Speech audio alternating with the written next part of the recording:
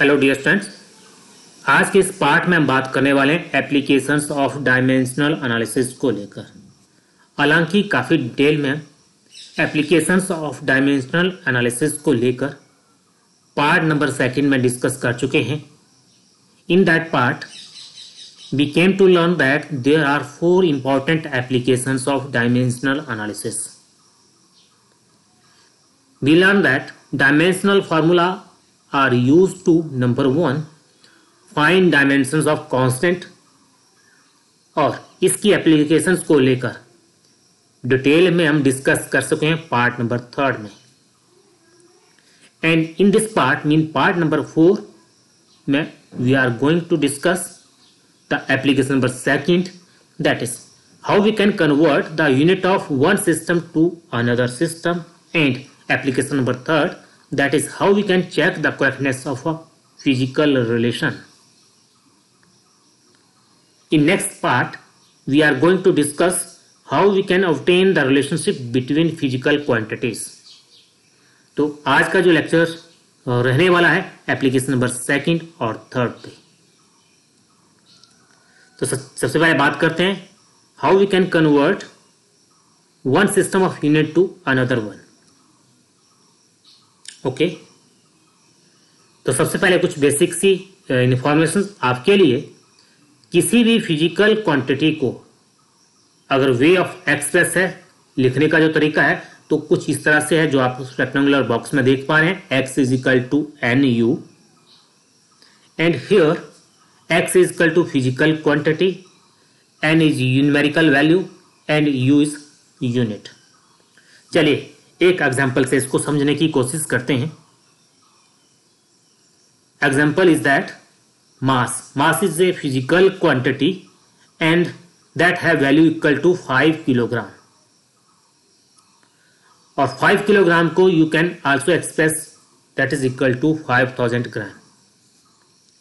And you are very well known that जो 5 kilogram है that is the way of expression in SI system, whereas 5000 gram that is in CGS system. One message very clear from this example is that यहाँ पे जो CGS system में जो ग्राम है unit that is smaller compared to the kilogram. Means when units are small, numerical value क्या रहेंगी? Large. जब unit large होंगे तो numerical value small. Okay.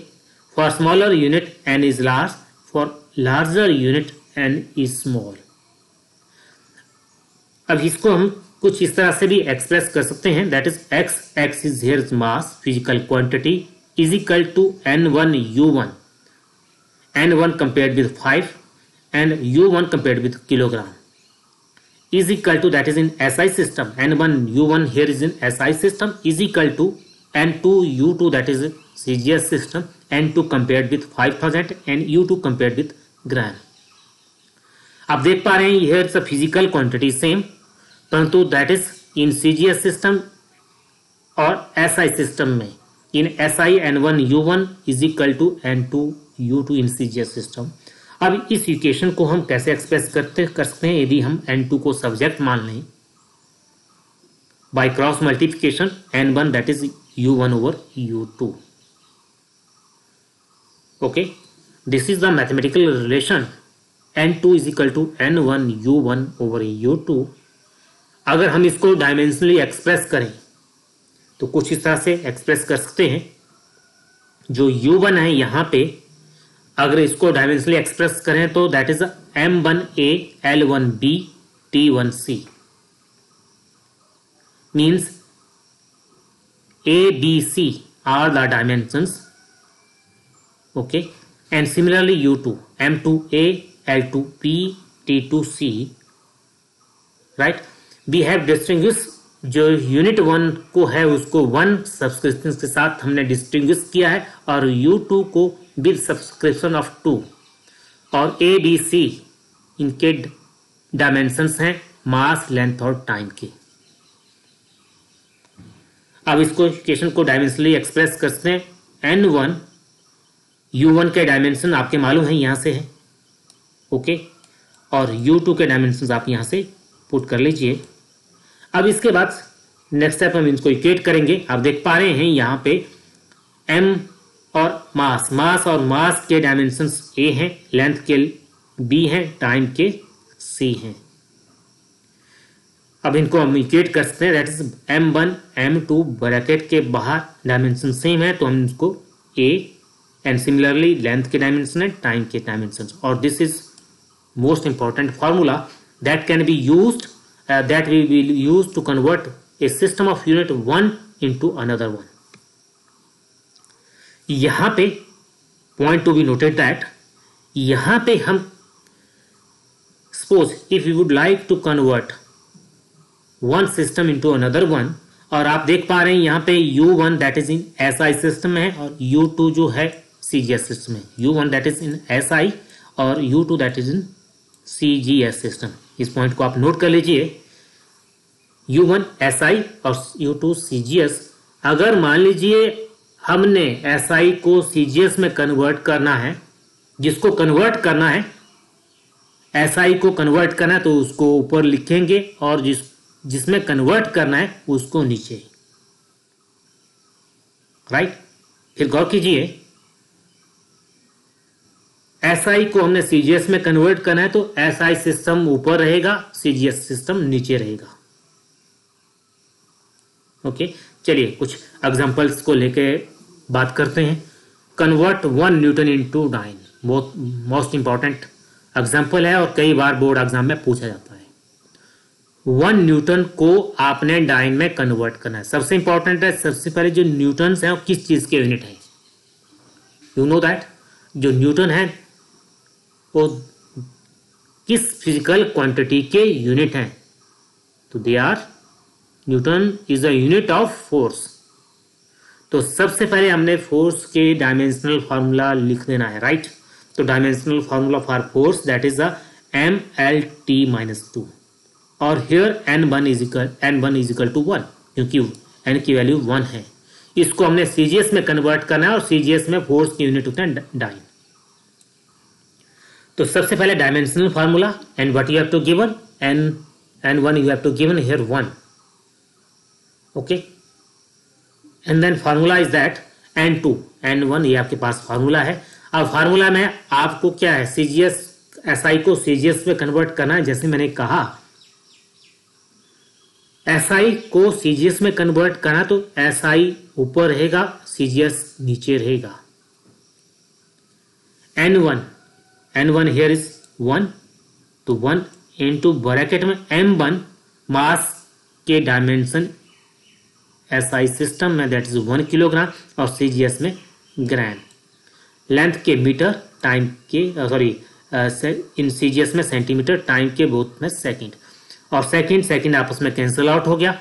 And then in next equation, अब इस इक्वेशन में आप देख पा रहे हैं 1 किलोग्राम और नीचे ग्राम है, मीटर और नीचे सेंटीमीटर है, तो इसको हमने ग्राम में और सेंटीमीटर में कन्वर्ट करना है। You know that 1 kilogram that is equal to 1000 gram. इसको आप लिख सकते हैं 10 की power 3 gram. 1 metre is equal to 100 centimetre that is equal to 10 की पावर 2 सेंटीमीटर। तो यही हम नेक्स्ट स्टेप में करने जा रहे हैं। तो 10 की पावर 3 और मीटर को सेंटीमीटर में हमने एक्सप्रेस कर लिया, राइट।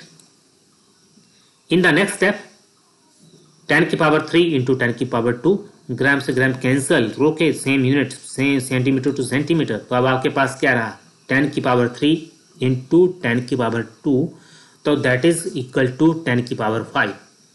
एंड फाइनली आप लिख सकते हैं 1 newton that is equal to 10 की पावर 5 डाइन। इसको करेक्ट कर लीजिए, हियर दैट इज 10 की power 5 dyne. Okay, this is a typo error, आप इसको करेक्ट कर लीजिए, दैट इज 10 की पावर 5 डाइन। चलिए another example, how we can convert 10 erg into joule. तो सबसे पहले आपको आइडेंटिफाई करना है जो यूनिट है वो किस फिजिकल क्वांटिटी की है। जो अर्ग है that is the unit of work, और ये CGS सिस्टम में है, और you know that in SI system the unit of work that is joule. तो इट मीन्स सबसे पहले आपको क्या करना है, डायमेंशनल फार्मूला फॉर वर्क।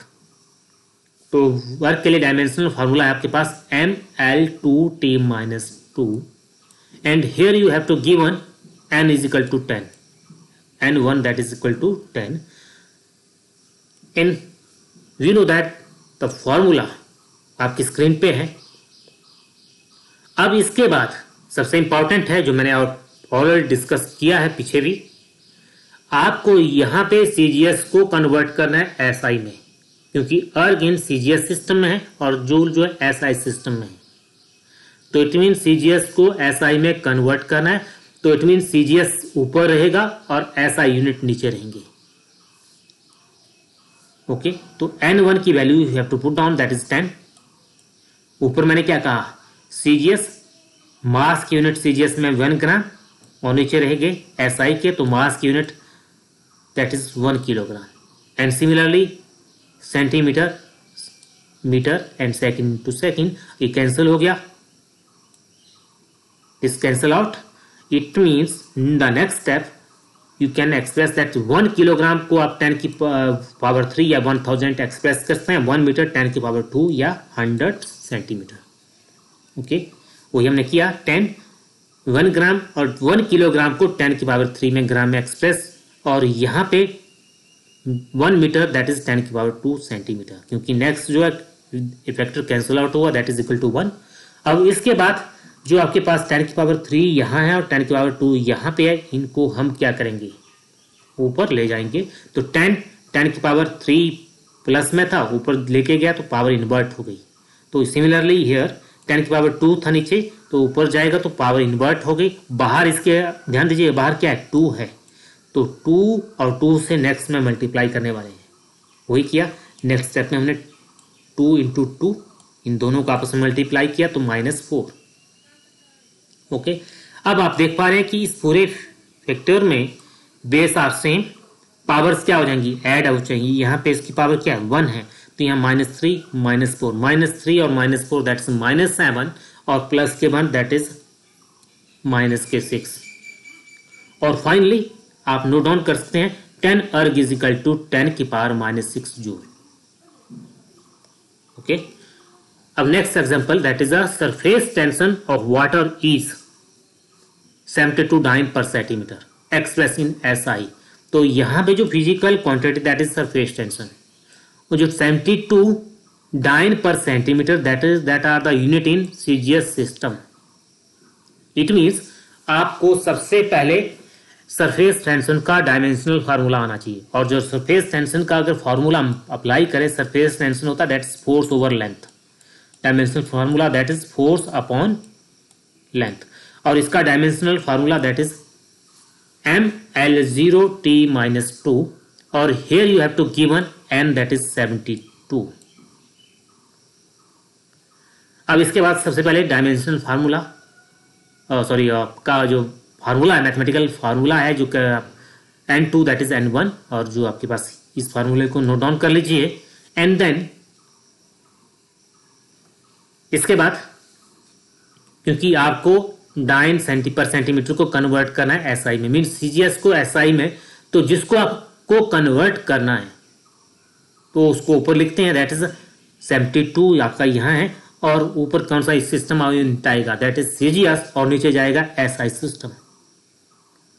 तो यू नो दैट सीजीएस में मास ग्राम में होता है और एसआई में किलोग्राम में, लेंथ सेंटीमीटर में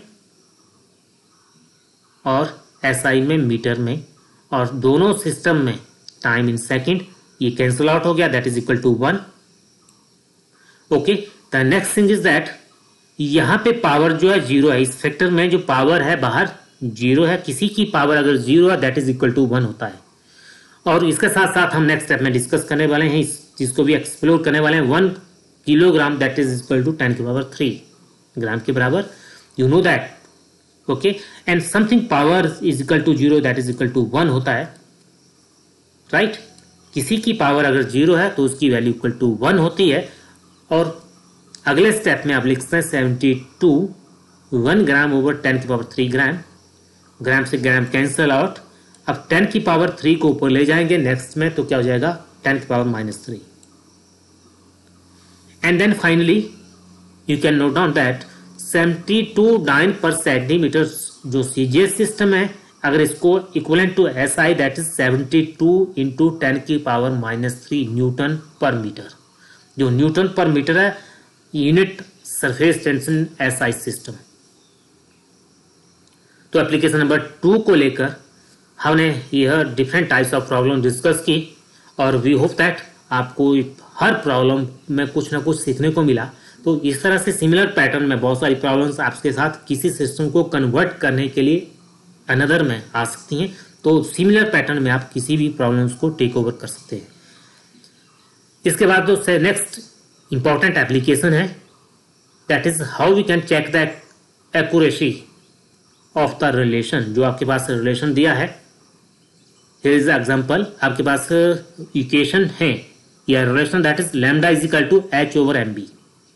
okay, if we have to check the relation कि दैट इज करेक्ट और नॉट। तो सबसे पहले आपके पास जो रिलेशन गिवन है वहाँ उस रिलेशन में जो आपके पास फिजिकल क्वांटिटी के जो सिंबल्स हैं उन सब की पता होना चाहिए और उनके डायमेंशनल फार्मूला आपको आने चाहिए। Here lambda is that is wavelength, h is Planck constant, mass m, velocity v।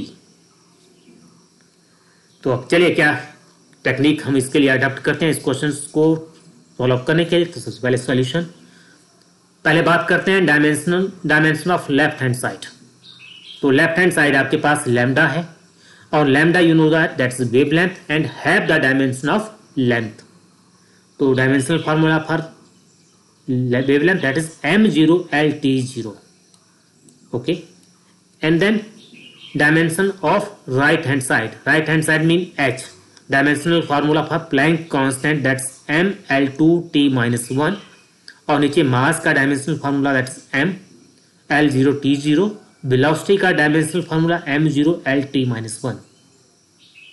अब इसके बाद जो नेक्स्ट स्टेप है, जो नीचे बड़ा जो हमारे पास फैक्टर है, इसको हम सबसे पहले सॉल्व आउट करेंगे। ऊपर का फैक्टर एज इट इज, अब नीचे का जो है उसको हम सॉल्व आउट करेंगे। हियर पावर 1 है तो 1 प्लस 0 दैट इज 1, यहाँ पावर 0 है और यहाँ पावर 1 है तो 0 प्लस 1 दैट इज अगेन 1, यहाँ पावर 0 है तो यहाँ पावर -1 है तो रहेगी -1। नेक्स्ट स्टेप में क्या करने वाले हैं, m1, यहाँ भी पावर 1 है यहाँ भी 1 है तो दोनों कैंसिल हो गए दैट इज m0।